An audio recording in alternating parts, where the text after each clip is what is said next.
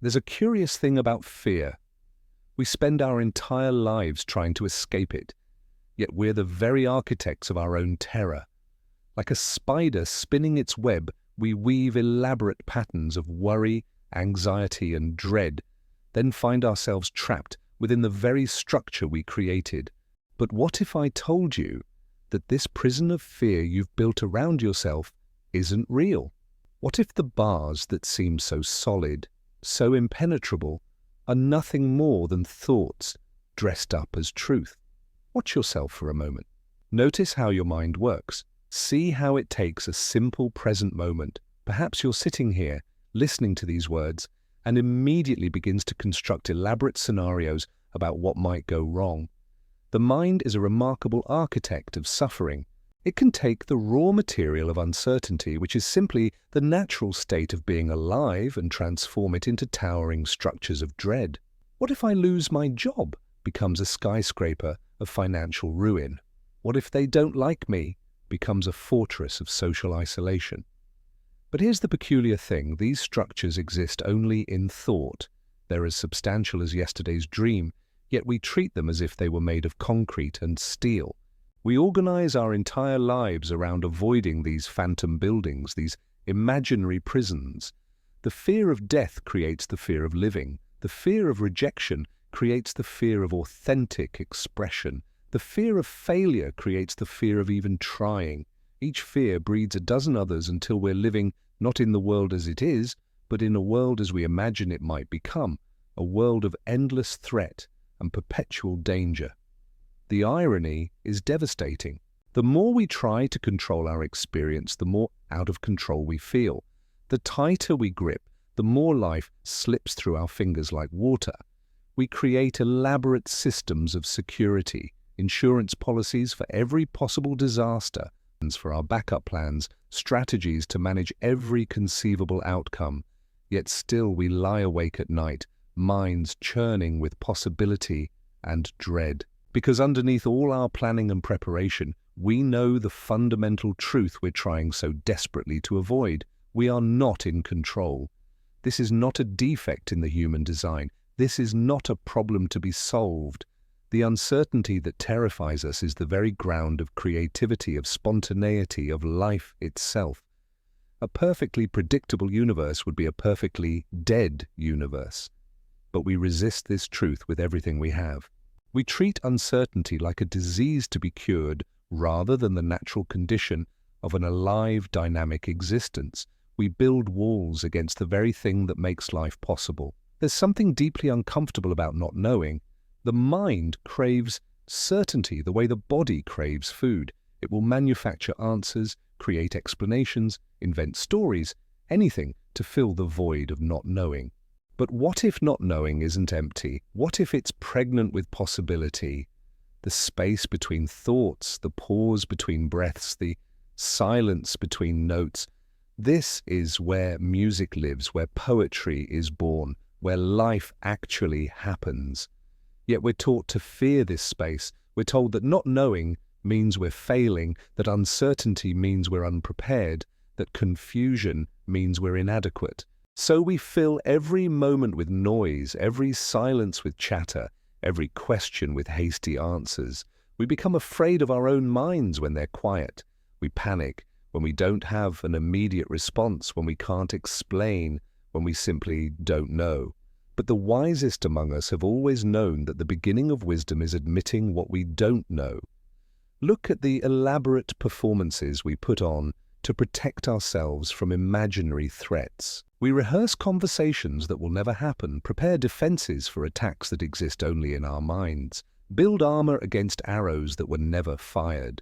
We create personas, versions of ourselves designed to be safe, acceptable, untouchable. We learn to speak in ways that won't offend, to think thoughts that won't disturb, to feel emotions that won't overwhelm.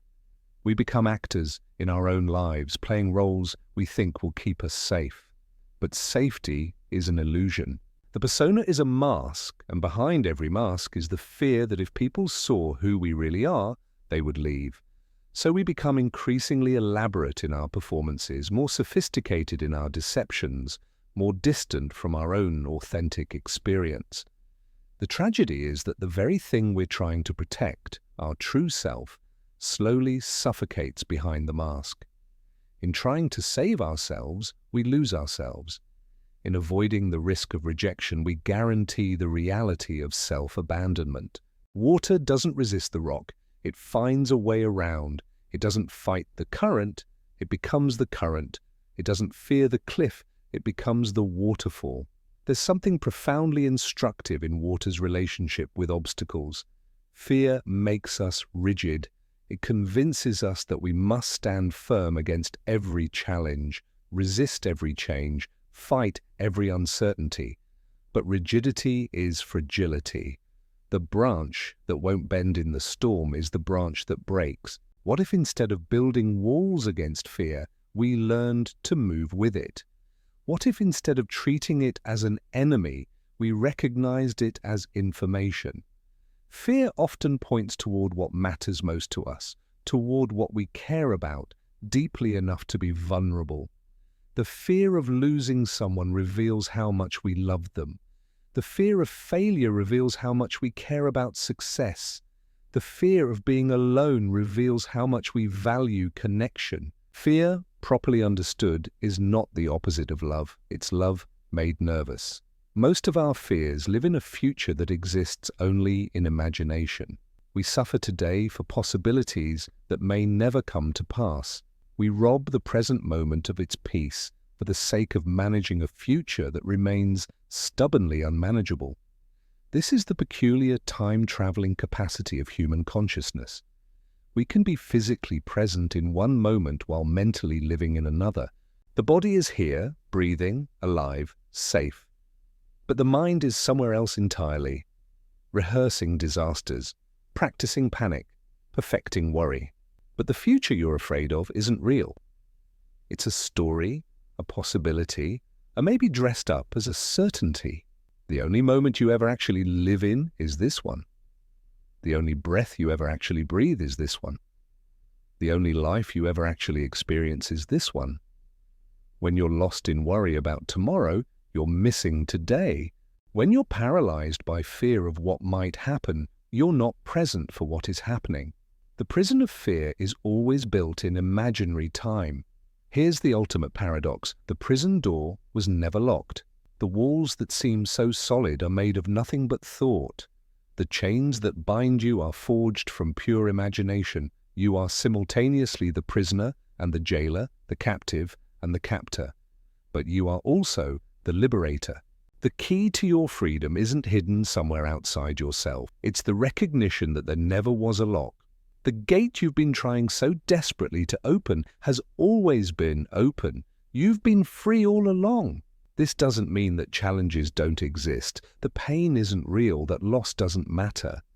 It means that your essential nature, the awareness in which all experience arises, is untouchable. You are not your fears any more than the sky is the clouds that pass through it. The clouds of fear may darken the sky of consciousness, but they cannot stain, cannot damage it, cannot diminish it in any way. They arise, they move, they dissolve, and the sky remains unchanged. So how do you escape a prison that exists only in thought? You stop feeding it. You stop reinforcing the walls with your attention. You stop treating imaginary problems as if they were real emergencies. This isn't about positive thinking or denial.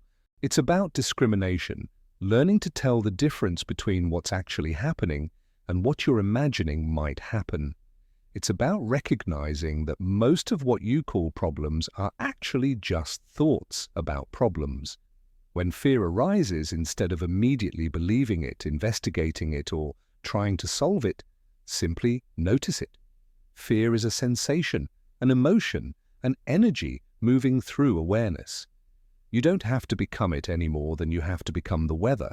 Let it be there without resistance, but also without identification. You are the space in which fear appears, not the fear itself. You are the awareness that knows fear is present, and that same awareness knows when fear is absent. In the end, the prison you built for yourself dissolves the moment you stop believing in its walls. This isn't a process that takes years of therapy or decades of meditation, though these can certainly help. This is a recognition that can happen in an instant, a shift in perspective that changes everything. You have always been free, even in your most contracted moments, even in your deepest fears, even in your most elaborate prisons. The essential you, the awareness that knows all experience, has never been trapped. The fear will still come and go. It's part of the weather of being human. But you no longer have to live inside it. You no longer have to mistake the temporary visitor for the permanent resident. You are the house, not the guest. And from this understanding comes a different way of living. Not fearless, that would be foolish, but fear-free. Not without caution, but without paralysis. Not without care, but without compulsion. You begin to move through life like water through landscape, responsive but not reactive, aware but not anxious, present but not imprisoned. The world doesn't change, but your relationship to it transforms completely. This moment, right now as you listen to these words, is an opportunity. Not to solve all your problems, not to eliminate all your fears, but to recognize what was never actually a problem in the first place. The prison door is open, it has always been open. The only question is, are you ready to walk through? If these reflections have touched something in you, if they've pointed toward a freedom you perhaps glimpsed but couldn't quite name, consider subscribing to this channel, not out of obligation, but out of recognition that sometimes we need reminders of what we already know, gentle pointings toward the truth we've temporarily forgotten. Each video is an invitation to remember who you really are, beyond the stories of fear, beyond the prisons of thought, beyond the elaborate constructions of an anxious mind. Sometimes the most profound journey is the one that brings us home to ourselves,